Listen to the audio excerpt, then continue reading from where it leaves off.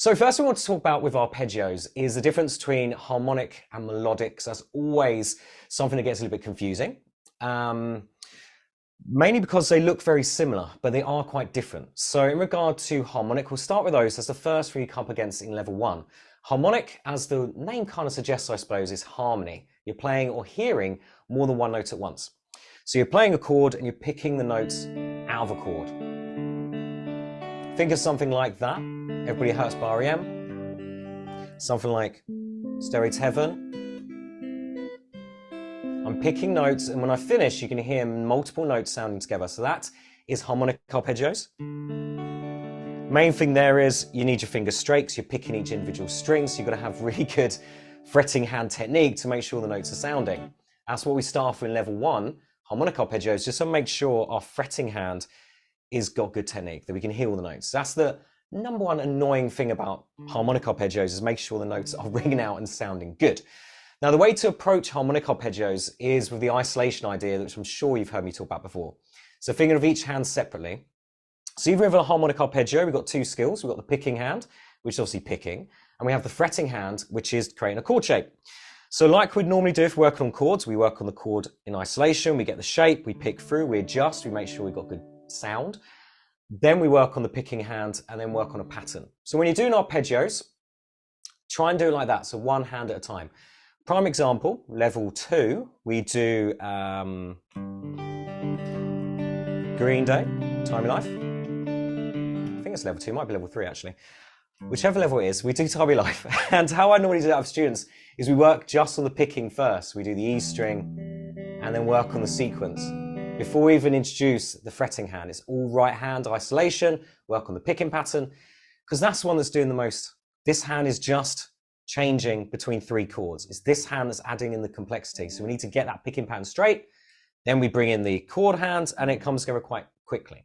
So if you're having trouble with harmonic arpeggios, especially when you're looking at longer exercise in the higher levels, make sure you are doing it in isolation. In the lower levels, the exercises are, dare I say it, not too mean. So it's probably going to be really a question then of your fretting hand technique, straight fingers, close to the metal, arching, and just make sure we get a good tone.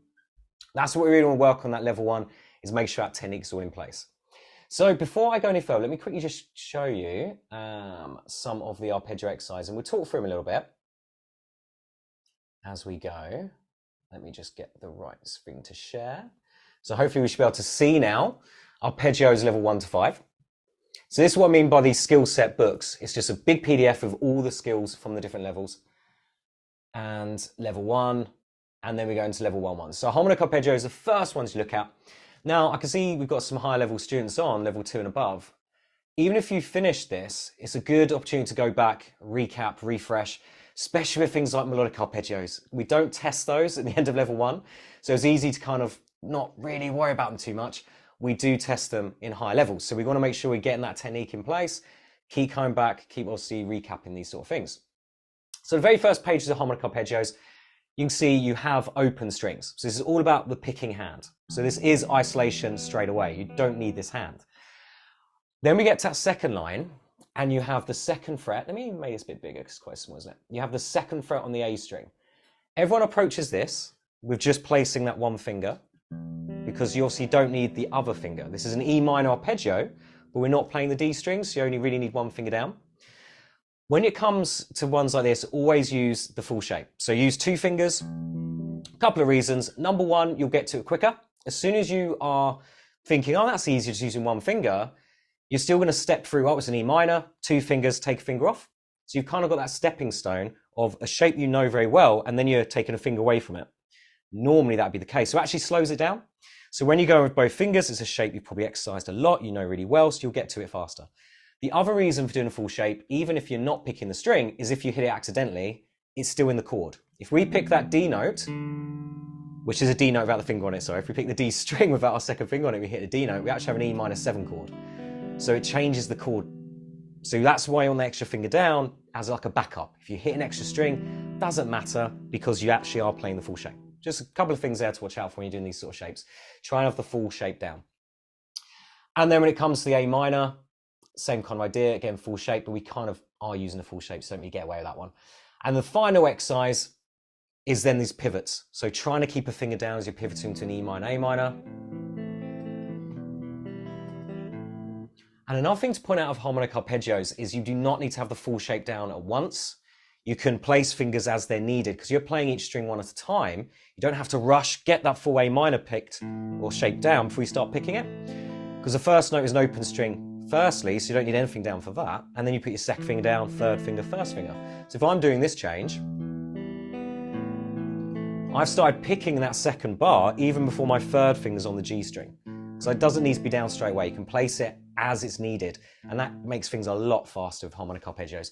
So you're placing fingers down in the order they're going to be played. Sometimes that can be confusing. This one's not too mean because it's a straight shape. But if you're picking, for instance, the A, then G, then D string, you might be going out of sequence. That might take a little while to kind of drill that in. But that's a really good thing to keep in mind. You're picking each string one at a time. You do not need fingers down all at once. You put your fingers down one at a time. So that's the very first page. There's a few ideas there to go along with the arpeggios. Then the next page, we have some harmonic ones. Now through level 1, you can see the harmonic arpeggios are, to start with, and I think it is all through this level actually, stationary chords. So you have your C chord, you're picking through, that's it. Really, because the idea of the harmonic arpeggios is to check the sound of the shape. That's it. It's just to reinforce that, make sure we get that good tone. That's what level 1's all about, getting these clean chords going, getting that good technique really ingrained. So that's the main idea. So hopefully by now, looking around, I imagine most people are pretty much there with these chords.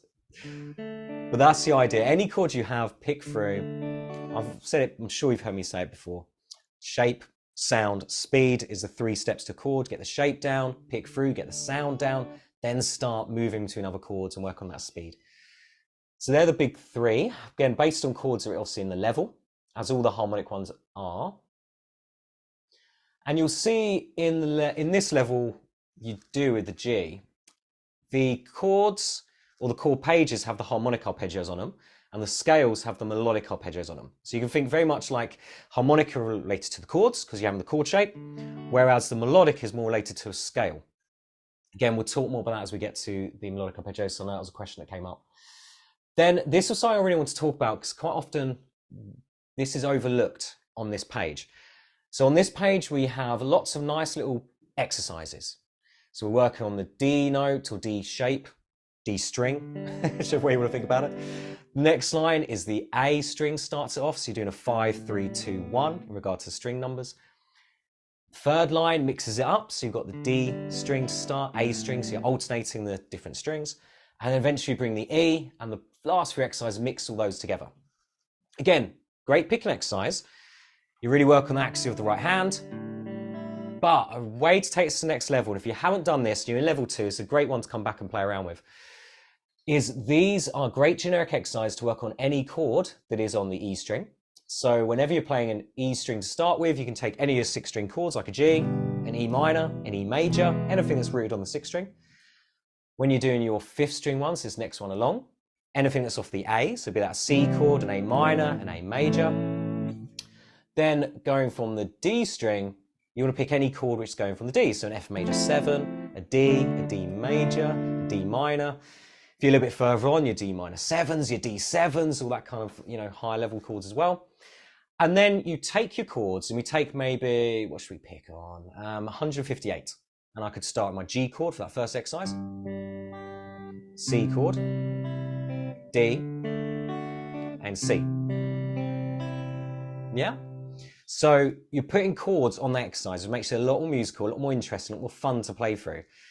So if you haven't been doing that, that's a really good thing to do. The goal of these exercises is to make them as practical as possible. And I obviously do that in the classes, but it's helpful to have a few ideas as well you can play around with. And that's a great thing for arpeggios like these, generic little patterns, is put them onto chords. And you can take any chord you like, experiment with different combinations, start with maybe an E minor, A minor, D minor, A minor if you want to feel sad. That's a great arpeggio. If you want to be happy, take your major chords, G, C, D, C.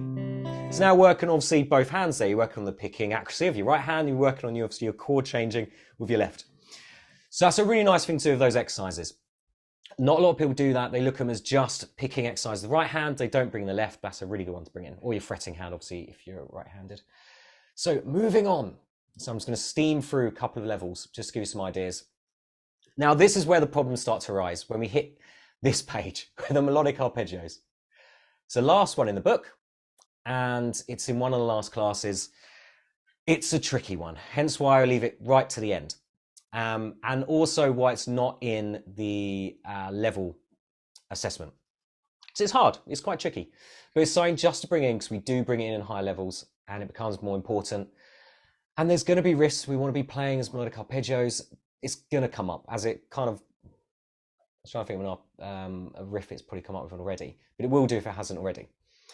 So always questions come about this. Harmonic arpeggios, most people kind of get through them without any too much troubles. It's just going to be positioning of your hand, getting those fingers straight, make sure you're not touching adjacent strings, that kind of stuff. The basic kind of chord fretting ideas we talked about in earlier classes.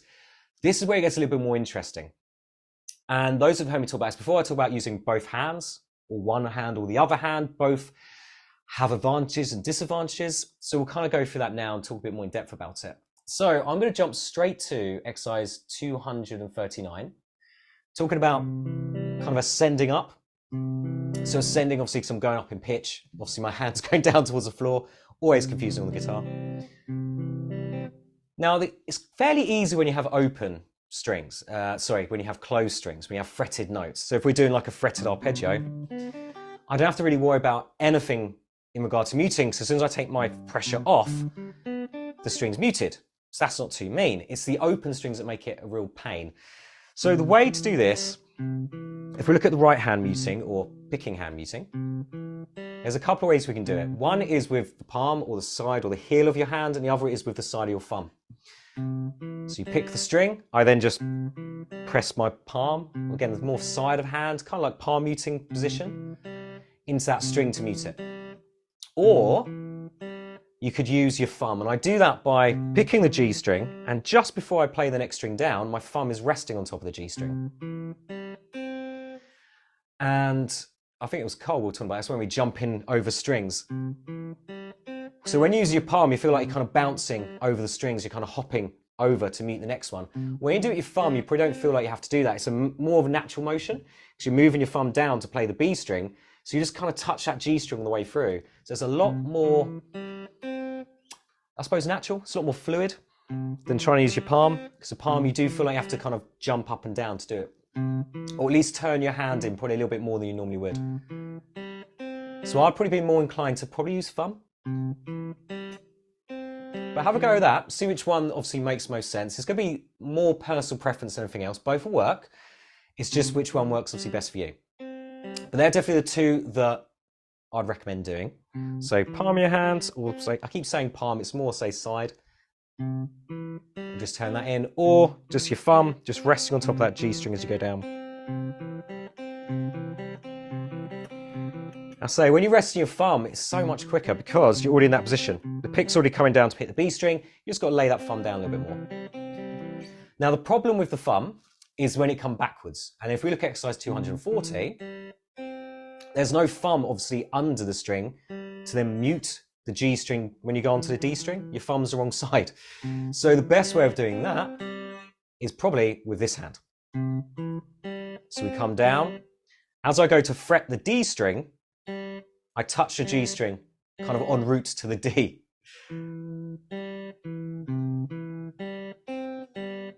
So thumb on the way to the high string, and then finger on the fretting hand on the way back to the low E string. That's probably the best combination of hands to do. Again, you might think differently, you might have more of a personal preference on one hand over the other. Experiment, see which works. But that just feels so much more natural. Again, the thumb feels more natural because it's just a movement you're doing anyway, going down to B string. And then your finger feels natural because you need it anyway to fret that string. So it kind of makes sense to do that. You just got to graze it on the way through. Because obviously melodic, we're only hearing one note at a time. Doesn't matter if we hit an adjacent string that we don't want to be hitting. So it doesn't really matter if we're kind of being a little bit sloppy. You can kind of get away with it. So if that makes a bit more sense with the melodic arpeggios, a way of approaching it, something a bit more tangible to work with. So thumb on your picking hand on the way up, and on the way back down, then I'd use, say, finger on the other hand. And then as we're going through this, G is a great one to work on because it has so many open strings. So that's a really nice one to do.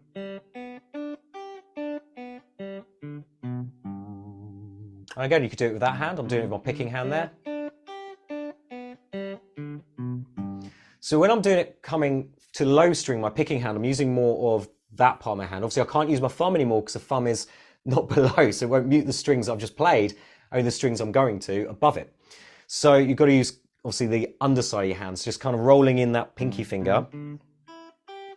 I suppose, again, it's still the side, that karate chop action, just like we do with palm mutings, that karate chop, and just rolling that in, just touch that string.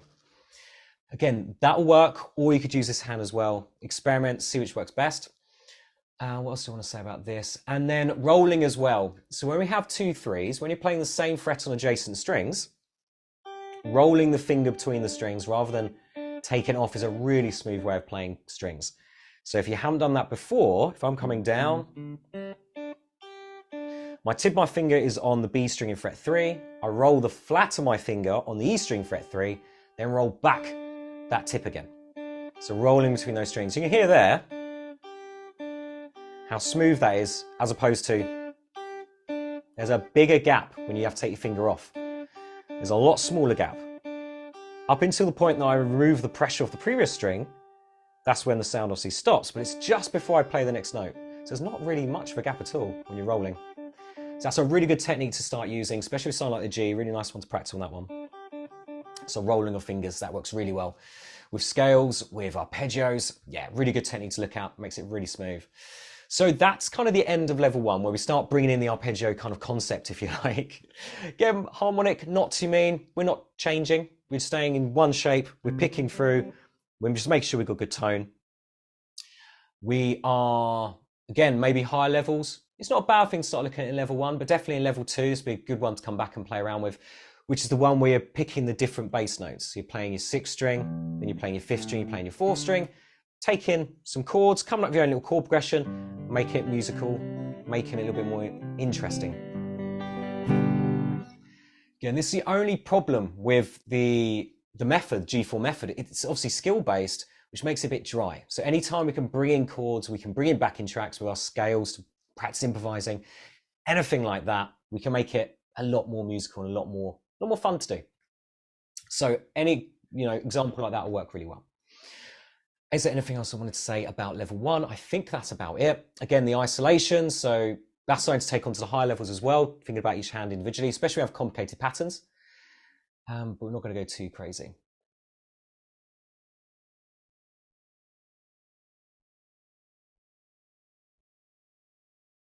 Yeah. So Lego said about using different fingers to mute as you're coming back up. So any finger, guys. Because when I'm saying technique and I'm saying use certain fingers or certain approaches, normally that is set in, I was going to say it's my opinion. Obviously, it's my opinion of teaching quite a few students. It's my opinion with seeing different practices and how they work with different people. So I try and take what has been proven over time, but it doesn't mean to say it's always going to be the best approach for every individual. So it's definitely a good opportunity to try different fingers, try different ways, and everyone's built differently. So it's definitely a good thing to try, and especially if you have injuries, older students may be arthritic and things like that, and you have to just adopt different fingers because you just can't use other fingers. I've had students that have lost fingers, so haven't even got parts of their full finger to be able to use. So we've had to kind of adapt. So yeah, play around, see what works best for you. These are just best case scenarios, I suppose. If you can do it, it's probably going to be the best way of doing it, but it's not always. So it's definitely a good thing to try. Right, let's march on. So I want to go into level 2 now, which is a little bit more interesting. Mainly because we start changing more. So there's a little bit of changing in level 1, so we had the E minor to the A minor, but there was a nice pivot there. There was a nice shortcut. We can keep that second finger down, we can move between, makes it nice and easy. There's no shortcuts with the A and D, or there kind of is. And the reason I say there kind of is because when you're doing your A chord, if you're doing it stacked, 1, 2, 3, or if you're doing it 2, 1, 3, doesn't matter, the shortcut still remains.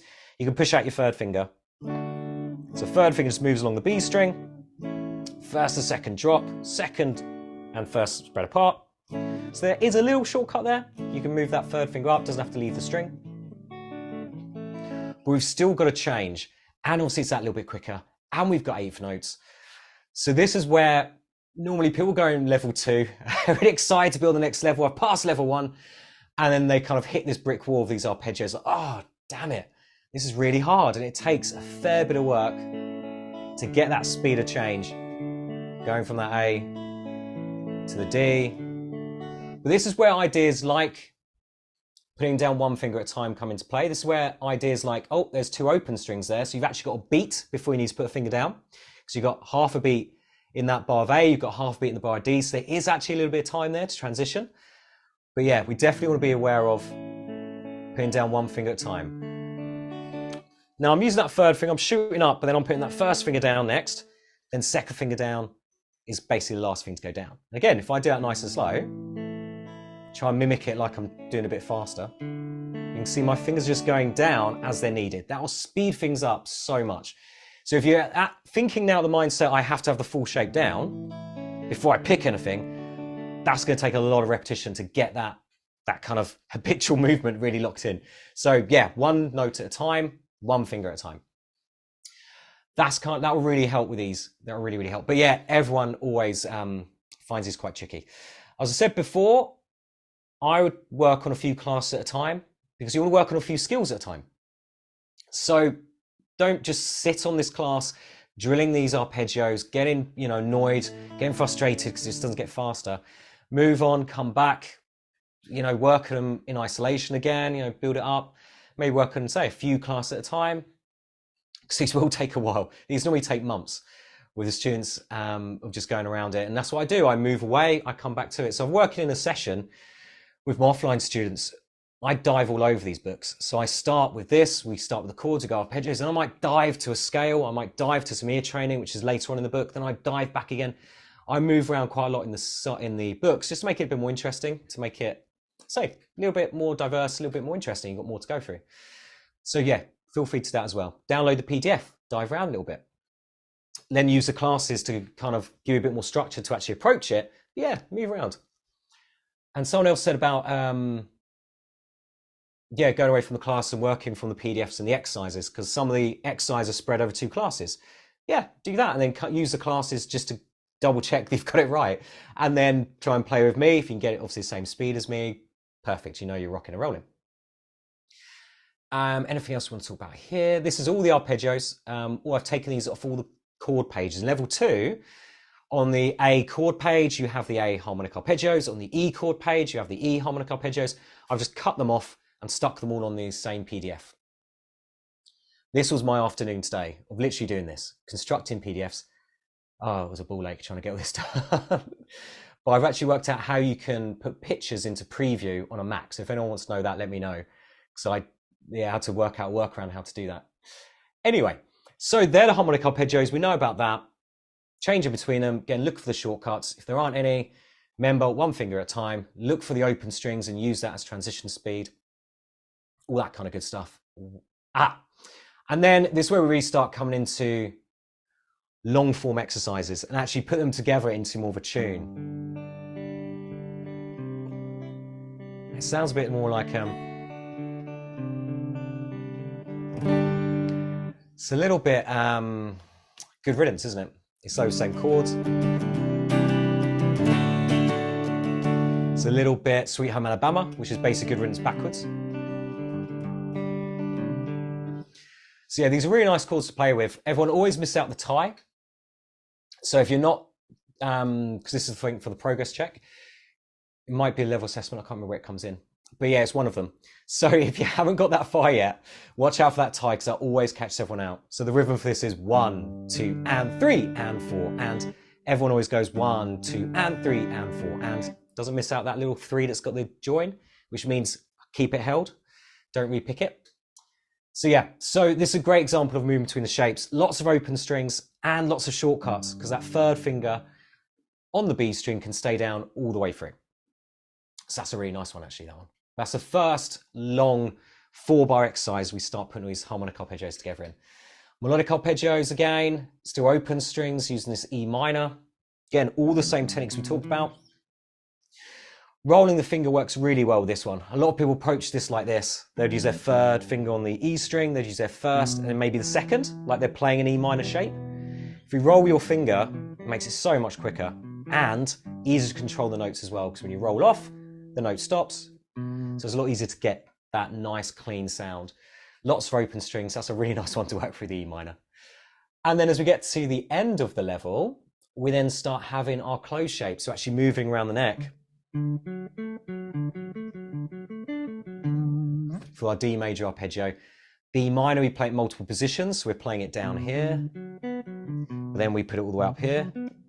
We do a slightly higher one as well, which again put together and make this really nice big arpeggio out of. That then brings us in the cusp of moving things around the neck and that more high level. When we start moving to level 3, when we start on bar chords and things like that. So that's a really nice transitional bridge between those two levels. Again, I don't want to go too nuts. For those that are still in level 1, this is going to be quite overwhelming, but just give you some approaches, some ideas, because a lot of them you can use over all the levels, but they'll definitely help more so on certain ones. Is there anything else I want to say about this? Probably not really. One thing I haven't talked about of arpeggios with the melodic side of things is maybe some of the theory behind it. The harmonic, there's not really much theory of the harmonic, because it is just a chord shape you're picking the notes out of. That's kind of where it stops. It's not too mean. The great thing about harmonic arpeggio, especially if you're quite new, is you have one shape that you hold. It's the picking hand that makes it sound good, makes it sound interesting. So you can get away with being, dare I say, fairly inexperienced because you only know a couple of shapes, but if you've got good picking, you can make a shape sound quite interesting. Especially if sharp, bringing some hammer-ons, just changing the bass notes. You can get something that sounds quite cool, and I'm only really playing a D chord, just then putting a little bass run, 3rd fret, 2nd fret on the A string. That's it, but it sounds quite cool, sounds quite interesting. So you can have some real fun with harmonic arpeggios with those approaches, because you're not really doing that much with this hand, but you can make it sound pretty cool with the right or your picking hand. And really experiment with different combinations of strings as well. There's so many combinations you could do. Different rhythms, again, different combination of strings. You can really go to town on harmonic arpeggios. Anyway, I was supposed to talk about melodic arpeggios. So melodic arpeggios, what we're doing here is we're picking the actual chord notes. So if I'm playing a D major arpeggio, I'm playing the notes of the D major chord.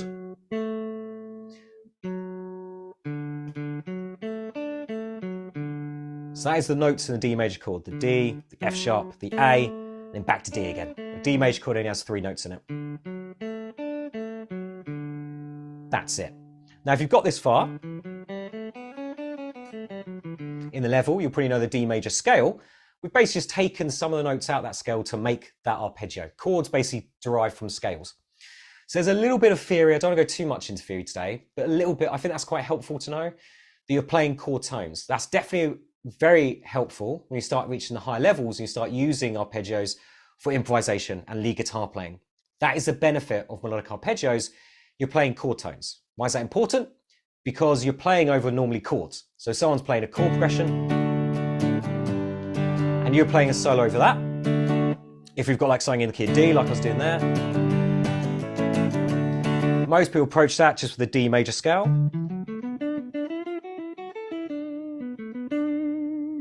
That's how most people approach improvisation. You've got a chord progression in the key of D. I'll just blitz my D major scale over top of it. Happy days, easy as that. That's cool, but if you start approaching the chords in that chord progression individually, rather than think of them as a whole group, that's when it starts to sound a little bit more interesting, a little bit more high level, because you start attacking, that's the word, attacking. You start highlighting notes within the chords.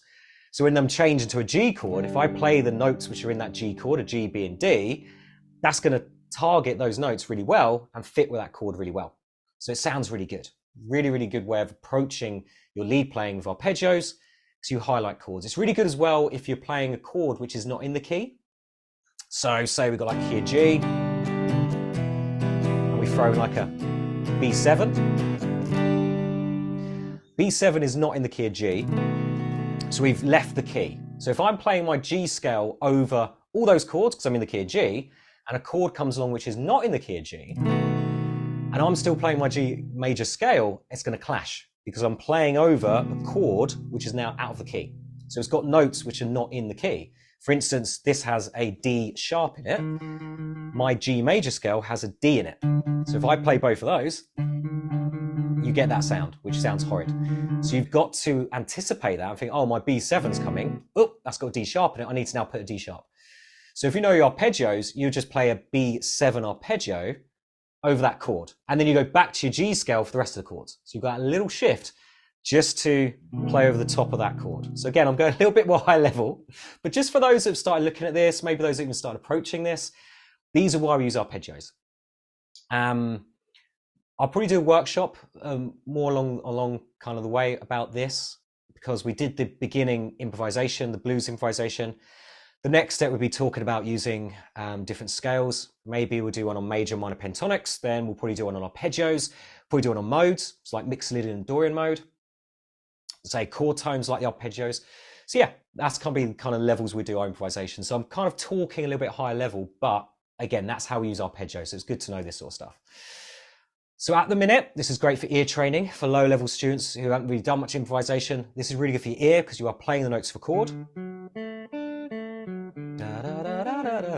So if you can start humming that, trying to get that sound of the chord in your ear, that's going to really help as well in chord construction, in theory, in songwriting as well, all that kind of things. That's going to really help getting your ear used to it. So that's a really good way of doing the melodic arpeggios. But yeah, there are the next level melodic arpeggios. Now, just for fun, we'll look at level 3. I don't think there's many people that are on level 3 that are on this call, but you will be soon. So have a little look, shall we? I'll show you what's in level 3. Hopefully this won't now stop everyone and I'll get loads of cancelled subscriptions. Whoa, level 3. But it's not as bad as it looks. Well, it might be a little bit. But the first bit, harmonic arpeggios, we do a lot of 7 chords in level 3. So A7, C7, D7, G7. Only missing out a couple. B7 we don't do, that comes in the next level. F7 we don't do because it's a real pig of a chord. You don't really normally see it as an open chord because it's a 4-fret stretch, if you can see that. Just a horrid chord to play. So you normally use bar chords for it. But we do most of the other 7s. We start looking at blues. We start having some real fun with some bluesy stuff in level 3. And you can see there's no tab in these exercises. It's all notation. Obviously, when I go through the classes, I do say the notes. So don't worry if you're freaking out because there's some higher level reading. I say the notes, so we're not going to be too mean. But it is written as notation. But it's good to see it. And again, there's good things we want to start obviously getting used to. The more we see notation, the more it's just going to become second nature.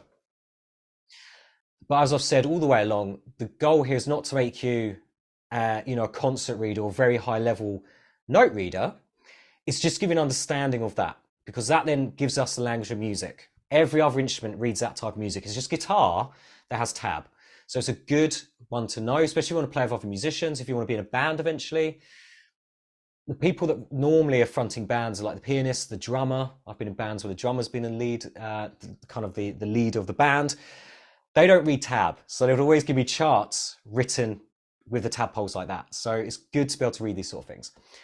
And I don't know about you guys, I just enjoy it. Reading that stuff, I find music just beautiful. And that gives you everything you need to know to be able to play a song. Tab does not. So there's a lot of benefits of doing it. And the main reason doing it is because it shows you notes. And you will get to a point in your journey where you have to know the names of notes on the guitar. Like I said, there are arpeggios. It's a lot easier when you're playing things like arpeggios if you can see the notes you're playing, because you know what you should be playing and you can start mapping out the neck a lot easier. So that's really the big main benefit of reading notes, is you start to see notes on the guitar as well as obviously in the music. So yeah, some scary looking things here, but again, we're not going to go over it. Just wanted to show you it. And then we have some more melodic stuff, some good keys actually in the next level. You can see a blues little exercise there. It's a really nice little exercise. D minor. So we've got a 5th string little movable arpeggio, which is really nice. Because we had a 6th string back in level 2. And I'll say that is it. I didn't get around to doing level 4 or level 5. I didn't bother because I knew no one would be of that level here today for level 4 and 5. So I thought I'd just kind of leave it there. And it was taking me ages. I was kind of sick of doing it. But I'm going to do it this week. And that will be on there. So just quickly to show you actually. Let me quickly just quickly swap over the sharing. Sorry, guys. Why is it not showing me it? So we should now be able to see the website. Okay, I think it's doing it now, isn't it? Yeah. So I just quickly want to show you where those PDFs are and where that PDF that I just showed you is going to be. So if you go to resources, this is basically the part of Beginner Guitar Academy where I put things that don't really belong elsewhere but are quite useful, quite valuable, and I think would be useful for you guys. So if you haven't looked in here, there's loads of cool stuff in here. There's straight away discounts, Guitar Pro, Earmaster. There's recordings of workshops that I've done or challenges like the speed up the chord changes. But here's what I want to show you, the skill sets. So skill sets, as I said a minute ago, are PDFs with all the skills from different levels. So you don't have to hunt out the actual PDFs on the different classes and try and work your way to find the chords. They're all in one place. So it makes it really quick and easy to kind of go through and work through those. It's got obviously the exercise on there and stuff as well. And you've got notes, rhythm, scales, picking. It's all there. So that's where the arpeggio one will be in a few days. Again, I email out, try and get it done for Saturday and put it on the weekly email. There's loads of good stuff in here. Blank diagrams, so you can write out your own chords, things like that. Practice challenge is a really good one. And loads of sheets with scales and chords. Like, where's a good one? Like major and minor open chords. So you've got all those on here. If you want to work on your dominant sevens, I've done a sheet of all of those. It's pretty, yeah, I've put the mean F on it, the 4th fret F, the mean F. There's just some really good stuff in here. This is quite a good one. This has loads of games to work on your note reading. So you have note identification, so it'll do it on the stave, and you have fretboard note identification. So it actually puts it on the guitar neck, and you've got to say what that note is. So that's a really good one. I'm going to be doing one with this for ear training as well. So I didn't realize I hadn't done one. I thought I had, but I haven't. So I'll be doing one for that. But yeah, just quickly show you that's where that PDF will be, but obviously I'll email out when that is up. So guys, that is pretty much all I wanted to say, I think, about arpeggios.